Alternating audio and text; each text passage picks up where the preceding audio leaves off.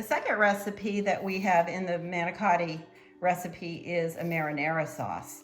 And to begin adding flavor to this, we have minced garlic cloves and we have slivered fresh basil leaves. So we're demonstrating the way to peel the cloves of garlic and then to sliver the basil.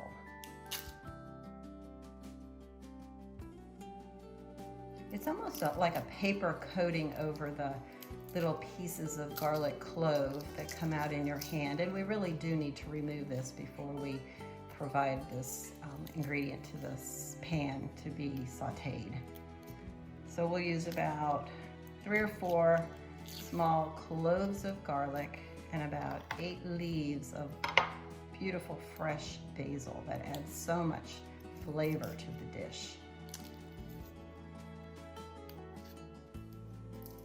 And if you're ever in a rush for any reason and peeling garlic just doesn't feel like it's the job for you today, you can always grab the little jars of pre-minced garlic that come in water or oil and just substitute it directly that way.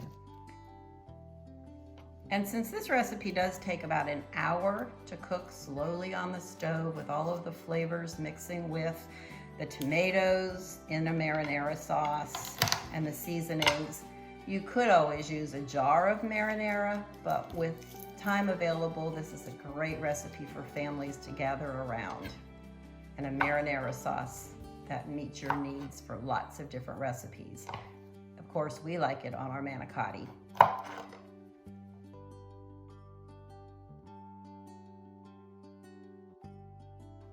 It's a rocking motion that the chef is using with a chef knife right now, and that does a fast job on a large amount of product there. Looks really good.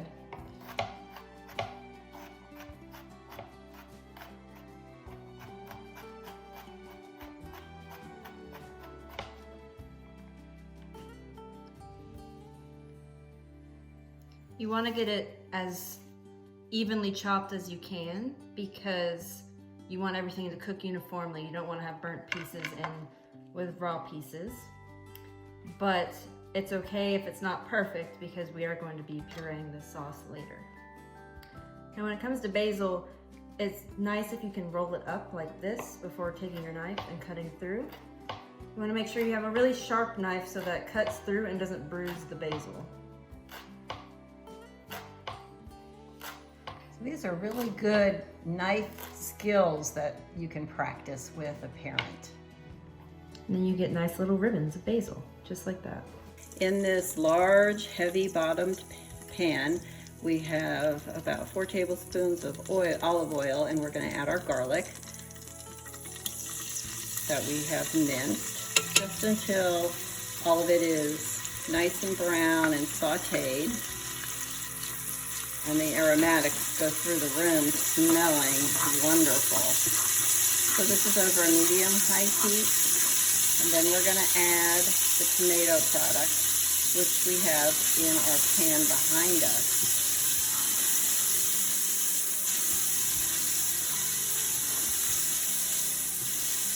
So we're gonna combine the garlic with 4 cans of crushed tomato product and the basil, and that will be our marinara sauce that needs to just simmer for about an hour.